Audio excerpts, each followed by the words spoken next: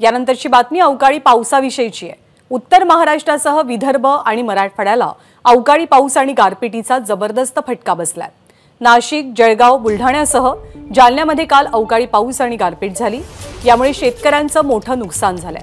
पावसामुळे काढणीला आलेल्या गहू, हरभरा आणि ज्वारी या पिकांनाही फटका बसतोय।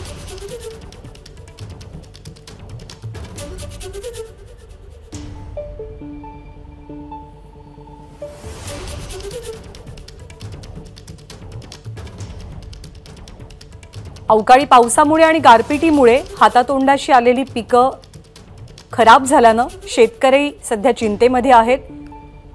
ही एक फळबाग आहे, ज्या फळबागेतली सगळी फळं गळून पडलेली आहेत आणि शेतकऱ्यांचं अतोनात नुकसान झालंय। शेतकऱ्यांवरती झालेला अवकाळीचा मारा आणि त्यांचं नुकसान या संदर्भात उपमुख्यमंत्री देवेंद्र फडणवीसांनी काय प्रतिक्रिया दिली आपण पाहूया। अचानक बऱ्याचशा भागामध्ये मोठ्या प्रमाणात गारपीट झालेली आहे आणि शेतकऱ्यांचं नुकसान देखील झालं आहे।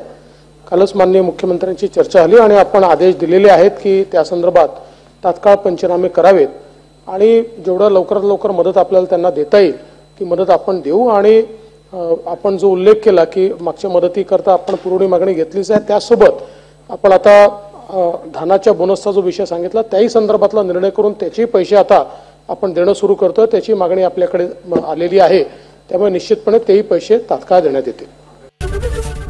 एबीपी माझा, उघडा डोळे बघा नीट।